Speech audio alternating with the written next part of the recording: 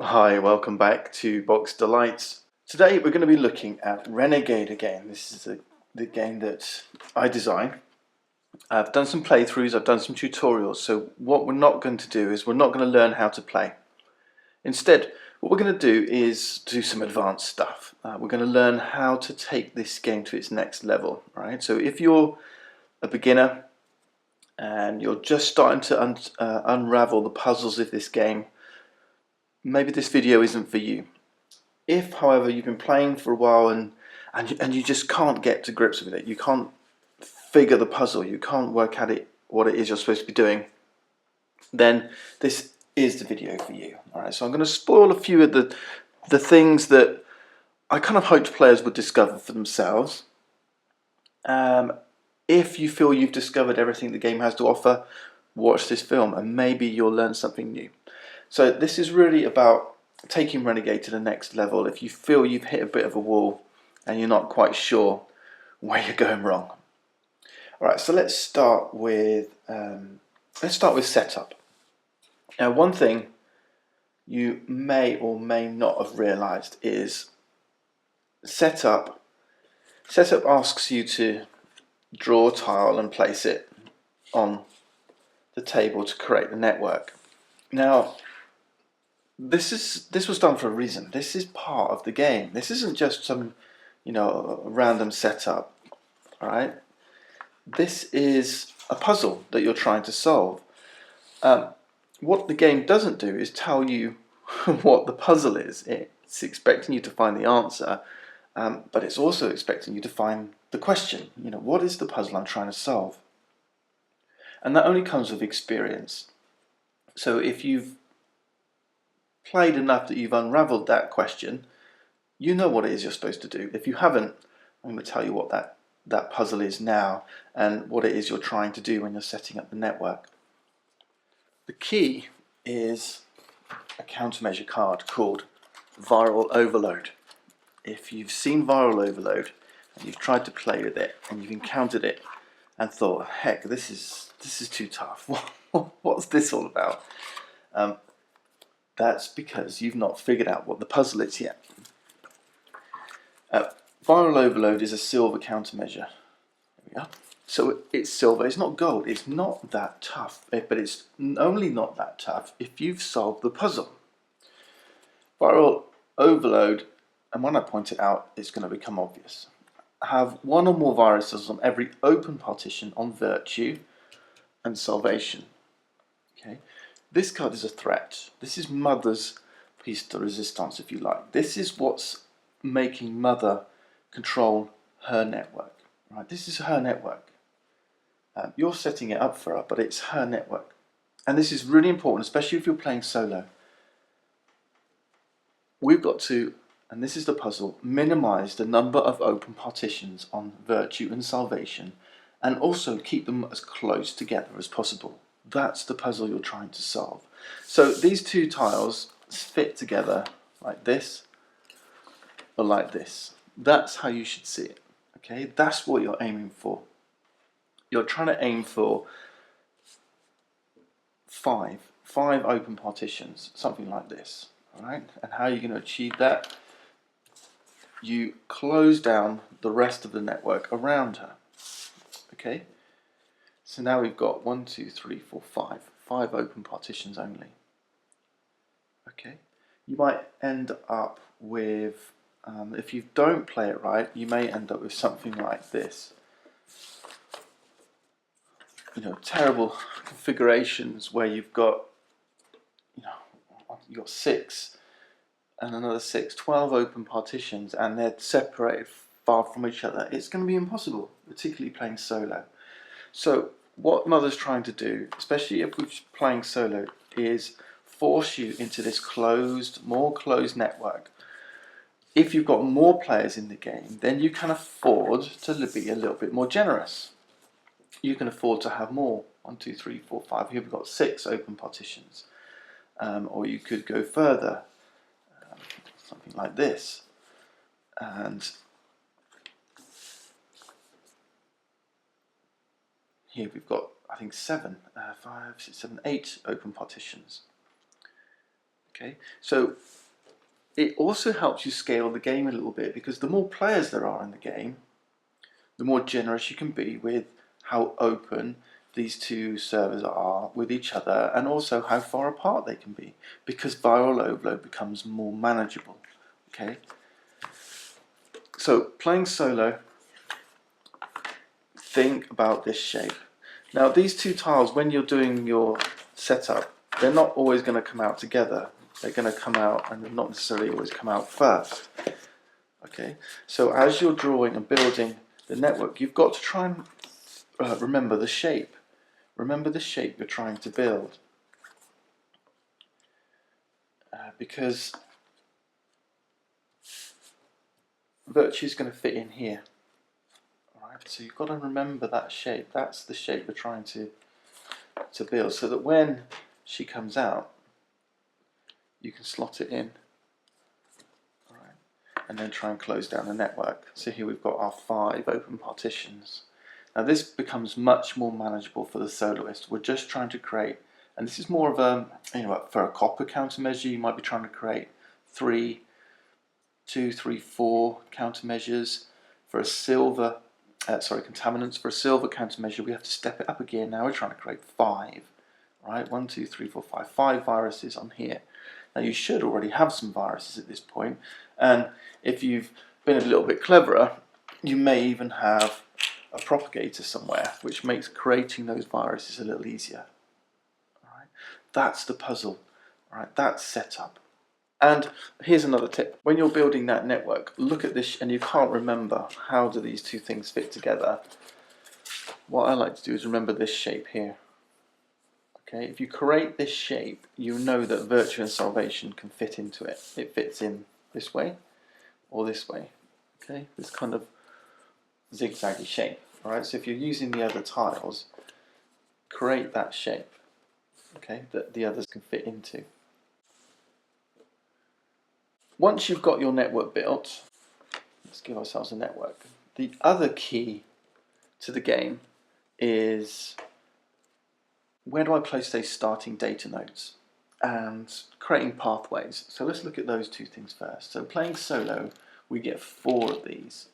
If we've got 3 of these, there's a tendency for people to want to build a pathway, which is great.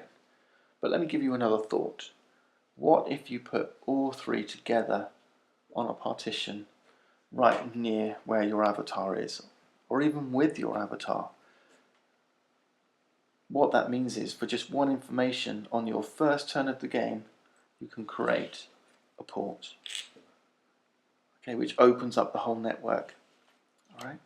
So think of that. It may have not occurred to you that that's an option for you. Place these data nodes together and create a port straight away. Installations are powerful. Building infrastructure, building installations, pathways, and neural nets. And we'll look at neural nets in a minute, because that's one of the most underrated and probably understood aspects of the game. Right, let's look at pathways first. Pathways are really useful. Now you already know that for 1 information, or any number of information commands, you can do a move action. Right, so let's do a move 3. Okay. Once you've started your move action, if you're on a pathway, that's 2 partitions where your from and to both contain data nodes or ports. That doesn't eat up any of the movement points you've generated. So 3 information here creates a 3 movement points for your move action. All right, I can move 3 times. All right, 1, 2, 3. But once I'm on a network, I can keep moving. All right, I can keep doing this. I've still got 3 movement left. All right. You have to play at least 1 card, obviously, to generate at least 1 information to initiate the command move, the action move. But with my 3 movement points, I can hop on and off this pathway if I want to. All right, so 1, 2, 3. Okay, now I'm done. I haven't got any movement points left to get back on. But I could do something like this: 1, 2, 3, and then keep moving along the pathway. Yeah.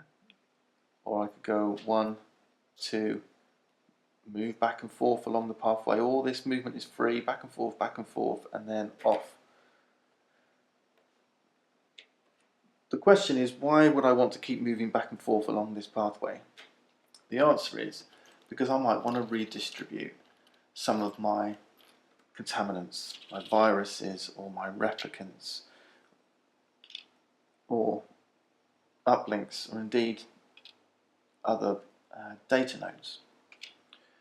Okay, so once you're on this pathway and you've got movement, you've initiated a movement action, you can effectively just move along, because remember you can carry contaminants with you, and just redistribute them however you wish. I'll put that one over here. In fact, there's an extra data node here, so I can move that one and say, actually, I'm going to put it on here. That's one movement, and now I've joined this into my pathway. I can continue moving, maybe move these down here, maybe move this here. Oh, there's a port here. I can jump anywhere from here on the whole network. Okay. The other thing is, you may have another port somewhere else that's part of a network. All right, so you could, once you're on this network moving around for free from a port, you can jump anywhere. Maybe I'll jump over here and then start moving again. Actually, that's part of the pathway already, but maybe I can jump here, jump over here. There's another port, jump back over here, jump. Okay, so two pathways with ports on them become a single pathway, okay, because they're connected remotely via these ports. All right. And you can redistribute these contaminants along that pathway. Tilda's obviously got her special ability. She can carry a spark as well. So once she's on a pathway, she can start redistributing sparks around this pathway as well, okay, using her ability. All right. Just be careful when you're doing that, because what you can't do is, with Tilda, move one spark in here, bang, because that creates a guardian, 3 sparks on a partition. The other thing is, obviously, you can't exceed the limits of a partition. So I might want to carry these 2 replicants, but I can't carry them over here, because now there's 4 replicants on here. Okay. But you kind of can, because what you can do, if you wanted to move these 2 over here, is just jump over here, move one out, move one back, jump over here, grab these 2, jump back. All this is free movement. Okay? You're not burning those movement points. Okay? So pathways, really valuable. Put ports on them. Suddenly the network becomes 0 size. Thematically, these things are bits of information that help you access these partitions. All right, maybe they're passwords that you've learned, or encryption that you've broken, something that's allowed you to gain access to a server's partition. What about their related cousin, these uplinks, these neural nets? If blue contaminants like to be joined together, uplinks like to be spread apart. That's when they become most efficient. Okay? Because what you can do from an uplink is you can use the shift command. If you're standing on a partition with an uplink, you can use the shift command from another partition that contains an uplink. So let me give you an example. If you can't remember what shift does, we've got focus here, which gives me 2 cognition, 2 green commands. Okay, so for 2 green, I can shift sparks, I can shift contaminants. So for 2 green, I'm standing here on yellow 1, virtue 1. I can shift twice. From here, I can push away, I can shift away a contaminant or a spark. So 1, 2, 1, 2. So like movement, you can shift as many times as you have cognition, in the same way that information gave you movement points. Cognition gives you shift abilities, all right? The ability to shift. Cognition 2 lets me shift twice. Okay? It's a single shift action, but each shift happens independently. Right, so that's really cool. So what about these uplinks that are remote, these ones over here? Okay, so let's say that this was a virus here. I've got 2 cognition, I can shift twice with my action. 1, 2. Okay, because I'm standing on a partition with an uplink, I can shift as if my avatar was standing on another partition with an uplink. Right. This is why spreading them out is good. Now the other cool thing is, when you shift from here, let's say I've got my shift 2, so I'm going to shift the 1. Right. My second shift, I can shift over here, I can shift over here, I can shift over here, here, any place where there's an uplink. I've shown you I can shift the virus, but I could shift this itself. I could shift the uplink. So I'm going to shift remotely, a remote shift like this. So what does that mean? That means suddenly I can move with green, with cognition, I can move these things around the board. So with my 2 shift here, I could shift this one twice. 1, 2. Bring them together. 1, 2. Got 3 here, I could create a neural hub. Okay. The other thing is, when they are in a network like this, let's say I want to move this virus, I can shift twice. Shift 1, shift 2. Okay, because I'm standing here and there's uplinks here, there's uplink here. Shift 1, shift 2. Right, but even without a network of these things, you can still move stuff. Okay, let's say this is here. All right, I want to shift this virus over to here. Okay, how can I do that? For shift 2, I can do shift, shift. Okay, what if I had one more shift, a shift 3? Obviously, movement's more efficient, but for shift 3, I could do this. I could do shift, shift, shift. I've moved that virus from here to here. Obviously, with blue, with movement, it only costs 2, 1, 2. But I can do it with just a single uplink on the partition I'm standing on. I can do it with one extra command, so not 2 but 3 cognition. I can do shift, shift, shift. Okay, I can do it. I can move this thing with 3 cognition. And the other beauty is, Tilda's the only one who can move sparks, but cognition allows you to shift sparks, whoever you are. So I might be Angel Nitrate. Okay, so we'll do the same thing again. For 3 cognition, I can move that spark from here to here. Shift, shift, shift. Okay, because I've got a neural link between these 2 partitions. Okay, or I could move it over here. Shift, shift, shift. Okay, for 3 cognition. And this is really good. So use cognition to control sparks. All right.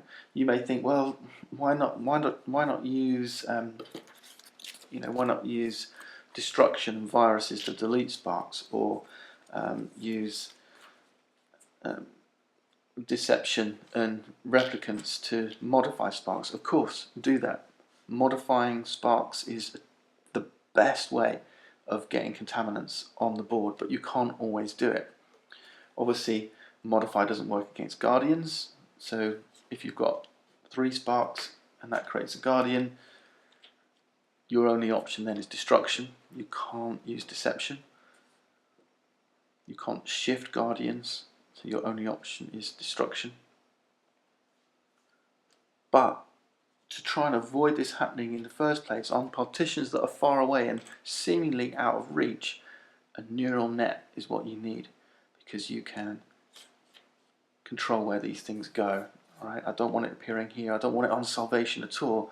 I'm going to use 3 cognition to shift, shift, shift. Okay, move it away over here. Okay. So shift, don't underrate the value of shift and the value of building a neural net. You already understand the power of having a neural hub on the server, because if you're standing here, you can act as if your avatar were anywhere on that server. Okay, it's a great way to make the network feel smaller. Alright, so that's pathways and neural nets. The last thing I wanted to talk about was the power of, I've alluded to it already, the power of modify, and how modify is a powerful tool. But modify on its own is a difficult tool to use. If I want a partition with 2 replicants and 2 sparks, I've got a problem. I want to modify, I want to be able to play something like Trickery Master and turn one of these sparks into anything else. Okay. The problem is you have to have more replicants than there are sparks. 2 sparks become a problem. I've got a choice here. Upload another replicant. Now I'm good. Now I can do the modify. The problem is you can't upload on a partition where there are sparks. Okay. So what's your next choice? You've got to use things in combination. So again, shift is a wonderful ally to modify. Shift the spark away first, then you can modify it, turn it into what you want. Okay, turn it into an uplink or data node, whatever you want to turn it into. Okay, so shift away excess sparks. The other option is to move and upload and then move back. A little bit more expensive. Modify is the most powerful tool. It's the effective way of turning sparks into contaminants. Right? You get rid of the spark and you add a contaminant for just 2 commands. But it takes a little bit of effort and you've got to supplement it. Shifting sparks away to get the count in your favour is a great way. Moving, uploading and then moving back is also a great way. Okay. Also remember, if you can install, you can't install where there's a spark. Sparks stop you installing. This is a cheap way to get replicants out. Okay, because now I can, for every deception I produce, I can generate another replicant that I can then take with me and try and modify with. One replicant on its own is pretty useless. You can't do anything. You need 2 of them, unless you're Hetty. Hetty's ability is once per turn, her avatar counts as a replicant, so she can do a modify with 1 replicant, but only once per turn. Okay, so you can't do this over and over. But as Hetty, turning that into a replicant early is a great way to begin the game. And then you've got these 2 replicants. If you can get 3, then you've got a powerful force to march about the board, turning sparks into contaminants. Obviously the thing that stops modifying those tracks is a guardian. Okay, there's nothing you can do there. Then you have to use destruction. And also, of course, to use these replicants to do modify, you've got to make them mobile. So use green to create neural hubs where you become more potent across the server, or blue to make you mobile and move around the network. Okay, so using those networks of data nodes and uplinks is still important, even if you're going to go for a pure modify strategy. Okay. Guardians stop modify, stop replicants. Okay, then we're only left with the power of our viruses, the destruction. Now, you know, and I guess this is going to be my final comment in this video. With the infect command, you're pitting a red die against a black die versus, let's say, a guardian. You've got 1 virus, so that's +1 for your die roll. The SMC's got a guardian, that's +4 for theirs. You're at a loss, right? So if they roll a 6, they've got a 10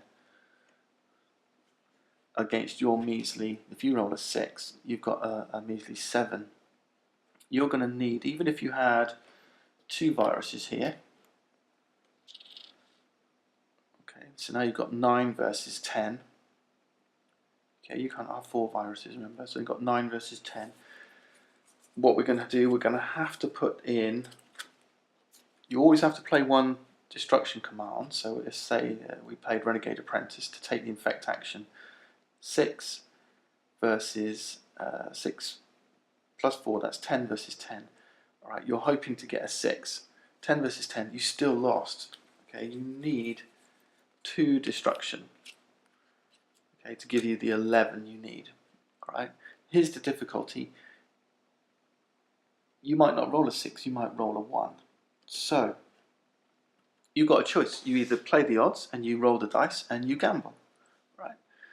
But what if you don't like that kind of play? What if you say, I don't like it being left to the dice?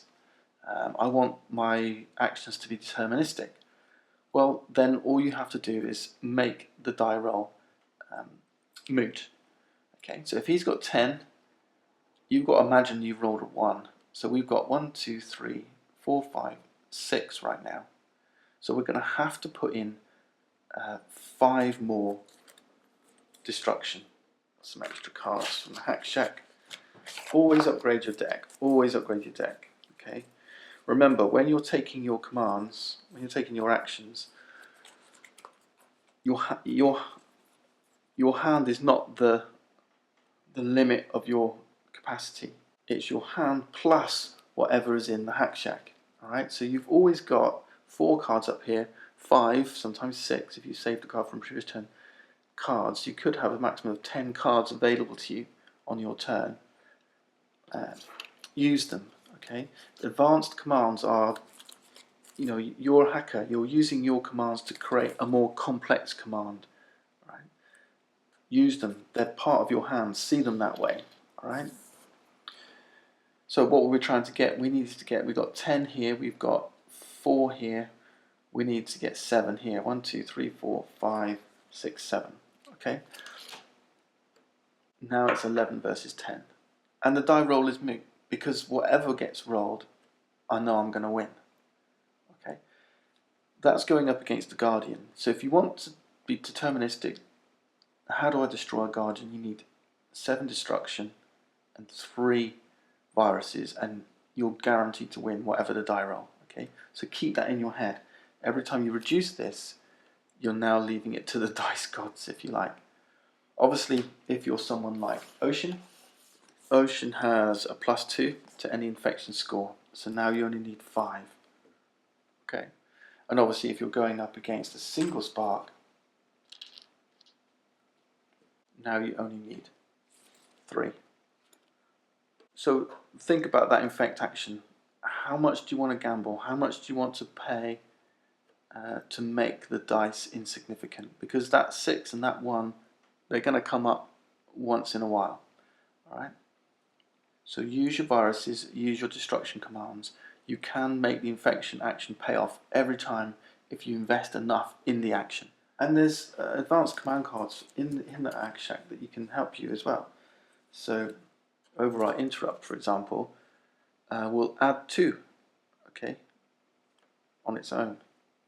Another one is emit EMP, and this one's pretty special on its own. It says, when this card is used to initiate an infect action and you succeed, delete all sparks from one partition adjacent to yours. Now here's a little trick. If I take the infect action on a partition that has no sparks, you still got to roll the dice. In this situation, if they rolled a 6, emit EMP only gives you 2, so it's 1, 2, 3, 4, 5, 6 versus 6.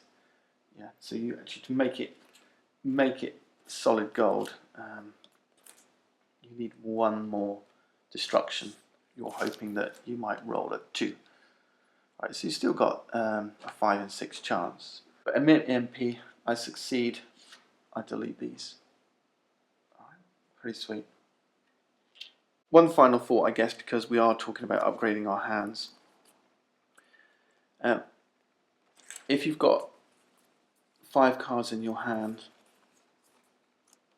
do try and upgrade them as much as possible, but always think about saving 1 for your next turn. To start a turn with 1 extra card, with 6 cards, is a huge bonus. It gives you so much more potential. Right? So always think about saving that 1 card. And if your decks you get to save 2 cards. That's his special ability.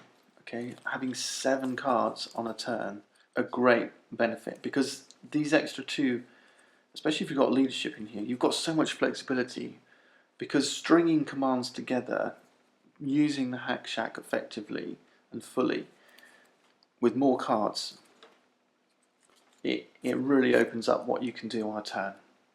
So always think about that. You know, don't try and maximize your hand every time. If you can save a card, think hard about which card you want to save, and which card do you have left in your deck, which card is going to complement those cards more effectively. Well, thanks for watching. If you made it this far, that was your Renegade Masterclass. If you guys have any other things that you've discovered, any tricks that you've learned, and you feel like sharing them, leave them in the comments section below. I'll love to hear about your stories about those little combinations of ideas that work really well for you in your games. Thanks for watching. See you next time.